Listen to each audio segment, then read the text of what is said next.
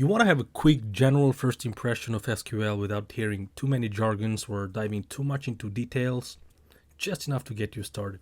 Well, this is the video for you. We're going to introduce what SQL is, how do we use it, and cover its 6 most frequently used commands with some quick examples. And you will leave combat ready after this video. Let's do this. If you think about a web application or a web page, each page you see is always displaying some kind of data to us. There could be numbers, words, or multimedias like images or videos, which are usually referenced in the source code in form of URLs, which is again a string but a topic for another time. So before we display them on pages, these data are stored somewhere, which is called database. There are different kinds of databases. One of the most popular ones is called relational database. Why is it called relational? We will come back to that. Now let's go ahead and have a look what a database looks like. A relational database, like many others, is just a bunch of tables. The columns of a table represent the attribute of an object, and rows are just different copies of this object. Like this one. This table contains a list of people and some of their information. We have columns like names, address, email, etc., and each row is a person. Now you know what a database looks like. So the question is, how do we create, modify, delete, or just retrieve the specific data that we want from these tables? Now that is what SQL is all about. You could say that it's a language that we use to speak to relational databases. Okay, let's take a real-life example here. Let's say you are building a web application in which you handle a bunch of products, and we need to store their information. So we're going to go ahead and create a table called product with our first command, create table. The first column of this table is ID. It's the identity of each row, which is an integer. And just kind of ignore this part of the command for now. It just means that this ID starts with number 1 and incremented by 1 every time we add a new row. It's also what we call primary key. We'll cover this in future episodes. You don't have to remember for now.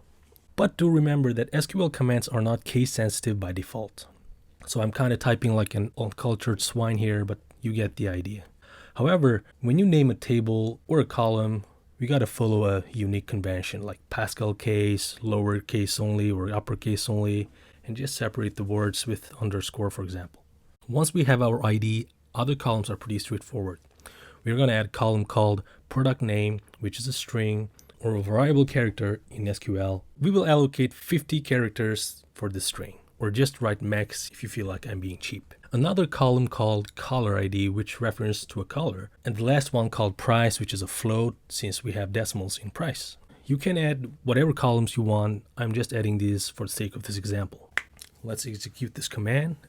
Now we have a table called product, and let's use the select command to display it. And we can see that there's nothing yet on the table. Let's add some products using our next command, insert into. Here we need to specify the columns we have defined for our product and pass the values we want to insert. Let's insert 4 products called, sorry for the lack of my creativity, A, B, C, and D, and with the different colors and prices. Awesome. Now our table is alive. After a while, you've noticed that the product with color ID 1 are doing pretty good. They're sold out and new orders are coming. So you're obliged to increase its selling price. We can do this with the command update table. We set the price to 20 with where keywords telling that this modification is meant for the product with color ID 3. Okay, meanwhile, no one is buying the second product, so you decide to take it off with delete from command, just like that. Here you have it. That's essentially what we do most of the time with SQL. Well, most of the time. However, in real-life use case, we deal with many different tables. Most of them are related to other tables. And that's where things get interesting. The interaction between tables is realized with keyword join. Let me walk you through it real quick. Join is how we link different related tables together. So here I have created another table called color. Remember the color ID that we use in product table? It's exactly to reference this one. In this table, I added some colors that I found in a random color palette. New Midnight Blue, Light French Beige, and Rebecca Purple. Some fancy names. And why not another column representing their hex color code? So one day Linda from marketing team asks you the color of product C and D. You're kind of in the middle of something, you just opened the product table and told her, hey, they're caller ID 3 and caller ID 4. Linda replied, stop being an edgelord, just tell me the name of the caller.